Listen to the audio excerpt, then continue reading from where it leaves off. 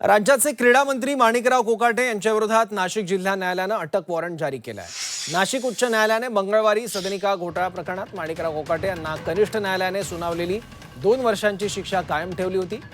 त्यानंतर सदनिका घोटाळा प्रकरणातील याचिकाकर्त्या अंजली दिघोळ राठोड यांनी माणिकराव कोकाटे यांच्या विरोधात अटक वॉरंट जारी करण्यासाठी नाशिक जिल्हा न्यायालयात अर्ज दाखल केला होता। या अर्जावर आज युक्तिवाद झाला। यावेळी कोकाटे रुग्णालयात असल्याचा दावा वकिलांनी कोर्टात केला, मात्र कोर्टाने हा दावा फेटाळत माणिकराव कोकाटे यांच्या विरोधात अटक वॉरंट जारी केलं।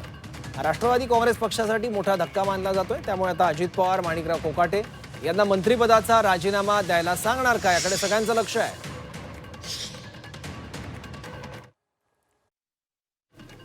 माननीय न्यायालयाने अतिशय स्पष्ट आदेश पारित केलेले आहेत। त्यानुसार माणिकराव कोकाटे मंत्री यांच्या विरुद्ध अटकेचे आदेश पारित झालेले आहेत। त्यांनी त्वरित पोलिसांसमोर शरण जावे किंवा पोलिसांनी त्यांना अटक करावी असे न्यायालयीन आदेश पारित झालेले आहेत।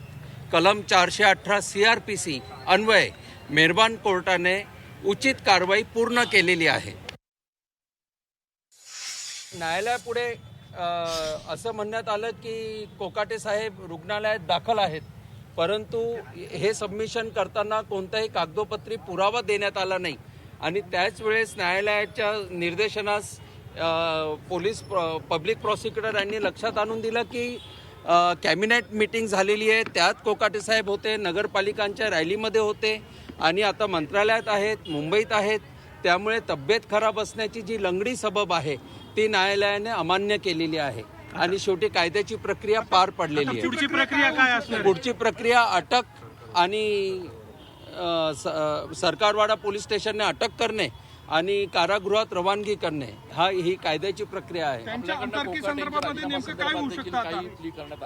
हो, आता लोकप्रतिनिधी कायद्या अन्वये 2 वर्षांची शिक्षा जर झाली असेल तर त्वरित आमदारकी रद्द होते। त्यानुसार आमदारकी रद्द होणे आणि नैतिकतेच्या मुद्द्यावर मंत्रिपदाचा राजीनामा देणे हे क्रमप्राप्त आहे।